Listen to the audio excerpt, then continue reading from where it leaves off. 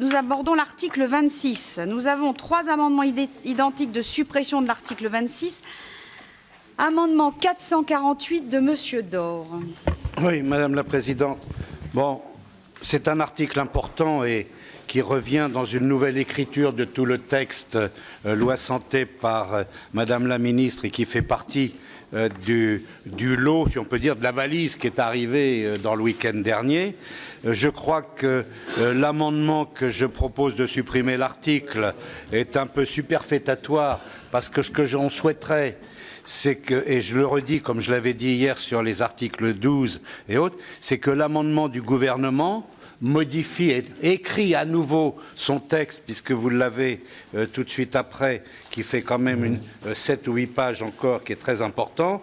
Donc il serait mieux que l'on ait les explications de l'amendement 977 de l'État, du gouvernement, pardon, de Madame la Ministre, de façon ensuite à voir tous les amendements qui vont évidemment être tombés, et que nous ayons, nous, des sous-amendements à proposer éventuellement, proposer de loi. Moi, je vous le propose, comme on l'a fait pour l'article 12, sinon, là, on marche encore à l'envers.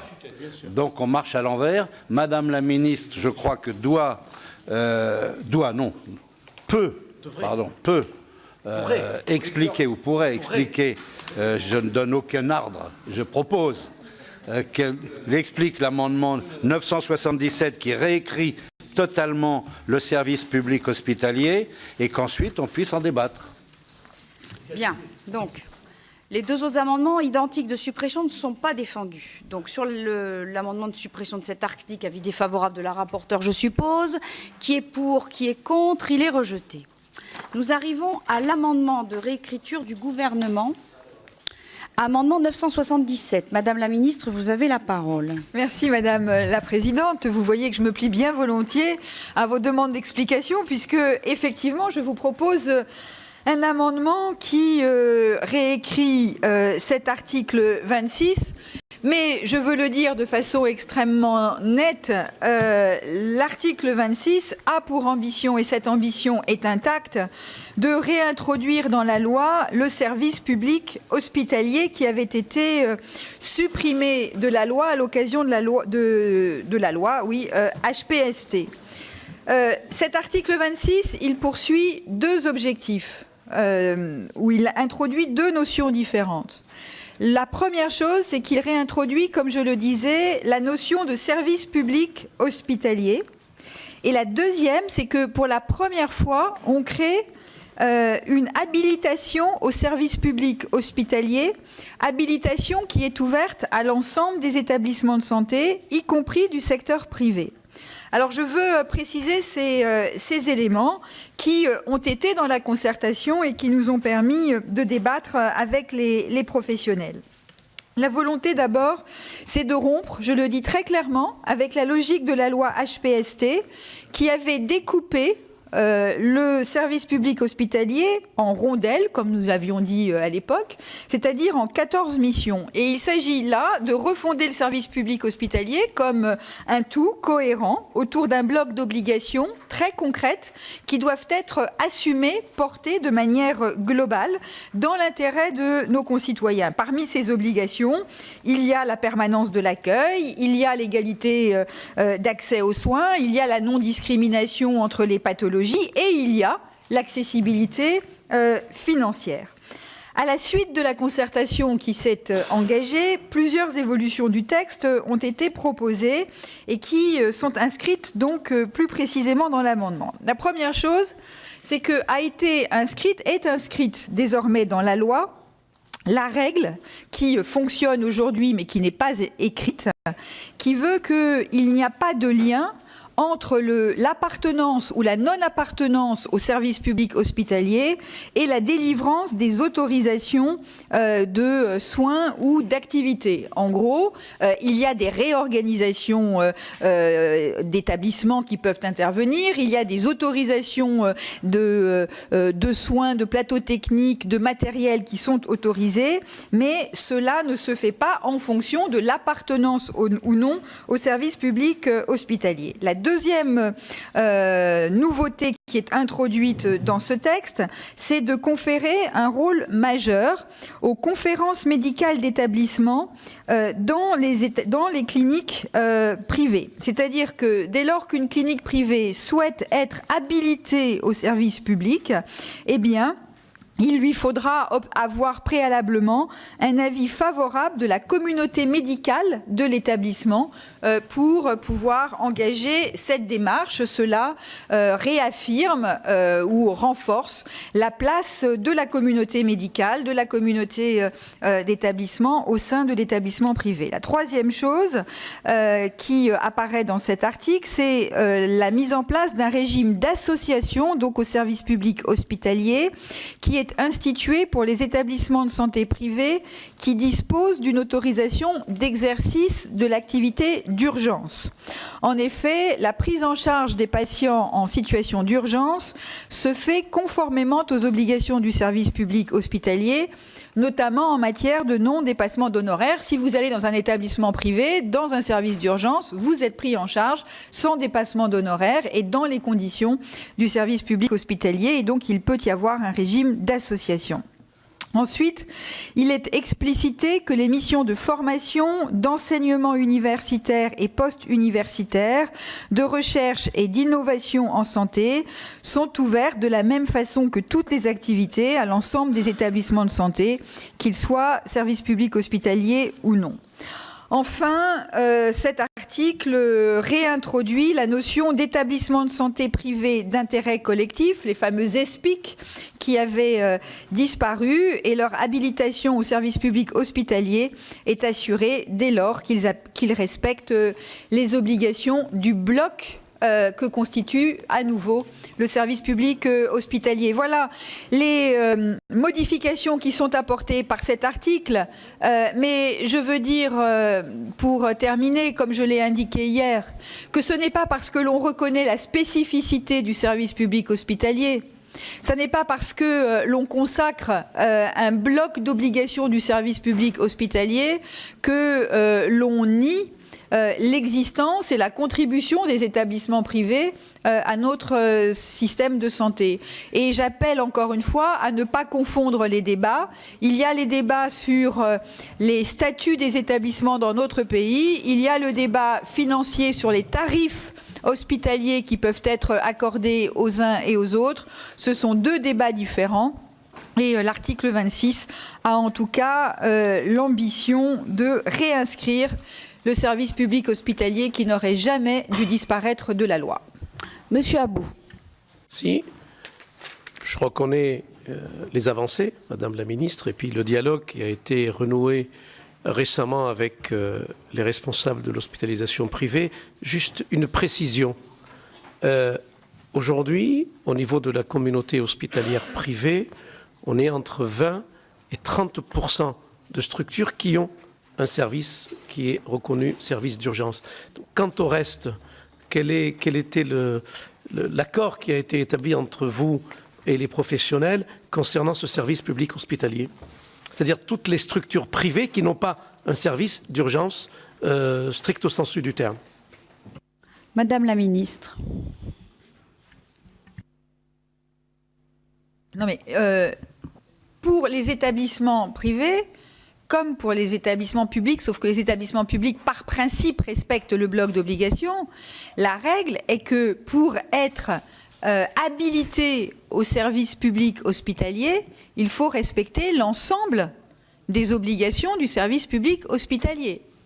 Je le dis très clairement, y compris la règle de non-dépassement d'honoraires. Ensuite, il y a les services d'urgence et les services d'urgence seuls, indépendamment du reste de l'établissement, qui peuvent être associés au service public hospitalier pour leur seule activité d'urgence, puisque dans le cadre de ces activités d'urgence, par définition, ils respectent la règle de non-dépassement d'honoraires. Donc il y a deux statuts différents pour les établissements privés, l'habilitation et l'association, l'importance sur l'ensemble de l'établissement vis-à-vis du service public hospitalier, dès lors que l'ensemble des règles est respecté, Et puis, il y a le statut d'association qui ne concerne que les services d'urgence dès lors parce que par principe, ils respectent les règles du service public hospitalier.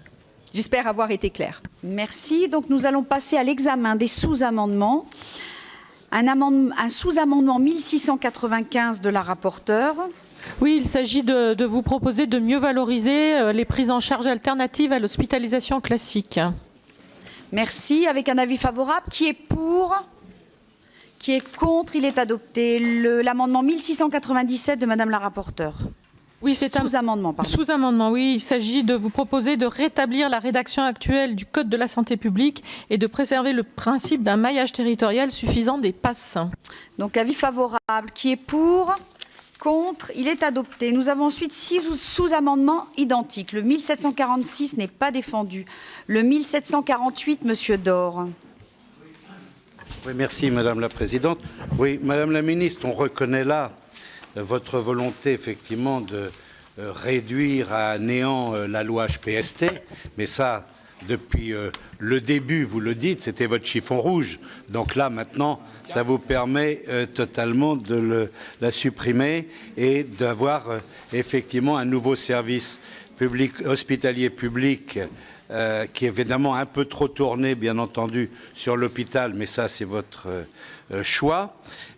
Dans cette nouvelle structure que vous faites et votre nouvelle écriture surtout, il y a effectivement des avancées que nous trouvons tout à fait satisfaisantes. Il a fallu un peu de temps pour que vous le fassiez, puisque ça a été fait un peu sous la contrainte ces derniers jours. Et donc là encore, on retrouve ce nouveau texte qu'il faudra bien étudier en détail. Il y a simplement quelques observations que je fais, c'est que, encore une fois, les établissements privés, et ça, nous sommes pour le maintien des établissements privés en France, parce qu'ils représentent quand même un peu plus de 1000 établissements, et ils ont une activité, et les Français valident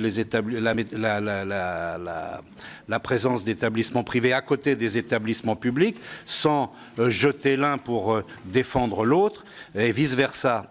Donc là, on voit très bien qu'on est toujours sur cet hospitalocentrisme, et les établissements privés, comme c'est écrit dans votre nouvelle structure, sont un peu trop sous la coupe des conférences médicales d'établissement, puisqu'il faudra leur avis favorable pour pouvoir intégrer les services d'urgence des établissements privés. Il y a donc vraiment là la mainmise. Bon, c'est accepté par les interlocuteurs, bon, tant mieux. Le deuxième point, moi, que je trouve encore une fois un peu curieux, c'est que vous mettez dans la balance le problème des dépassements d'honoraires, parce qu'effectivement, dans beaucoup de cliniques, il y a des praticiens en secteur 2. Tous ne le sont pas, mais il y en a quand même effectivement une grande importance. Donc vous êtes vraiment en interdisant le plus possible la pratique des établissements d'honoraires. Mais par contre, vous autorisez toujours, oui, mais Madame Fraisse, on autorise toujours les dépassements d'honoraires dans le secteur public. Donc à ce moment-là, il y a 2 poids, 2 mesures. D'un côté, on dit non, de l'autre côté, on dit oui. Donc voilà, ça fait partie un petit peu de ces curiosités de cette loi, mais je reconnais effectivement, comme Monsieur Abou, qu'il y a des avancées dans la nouvelle rédaction, mais elle demandera à être étudiée et on la reverra. Comme je l'avais dit sur l'autre amendement, on reverra ça en débat dans l'hémicycle. Voilà le sens de ces sous-amendements. Merci. Donc le sous-amendement identique 1700, les sous-amendements suivants ne sont pas défendus. 1749, 1752, 1753. Le 1760, Monsieur Abou, il est défendu. Il est défendu, voilà. Alors, l'avis de la rapporteure sur ces sous-amendements identiques. J'émettrai des avis défavorables sur ces sous-amendements dans la mesure où ils proposent de supprimer des alinéas qui sont des alinéas importants de l'article 26 réécrit qui tient compte des concertations. Et donc, pour ces raisons, j'émettrai un avis défavorable. Donc, avis défavorable sur ces sous-amendements identiques. Qui est pour ? Qui est contre? Ils sont rejetés. Nous avons un sous-amendement 1734 de Monsieur Richard. Merci, Madame la Présidente. L'article 26 définit le service public hospitalier et les obligations qui lui sont liées. La ministre l'a très bien dit. Les modalités d'entrée d'établissement dans ce service public sont également précisées. Dans ce cadre, les nouvelles dispositions prévues par cet article exclut du service public hospitalier les établissements pratiquant des dépassements d'honoraires. Cette disposition revient à exclure de facto du service public les cliniques privées au sein desquelles le droit garantit aux médecins la fixation libre de leurs honoraires. Cet amendement vise donc à supprimer cette condition du bloc d'obligations fondamentales auxquelles devront satisfaire les établissements assurant le service public hospitalier afin d'assurer la possibilité pour les établissements, quelle que soit leur nature juridique, de participer au service public hospitalier. L'avis de la rapporteure sur Défavorable. Défavorable. Qui est pour? Qui est contre?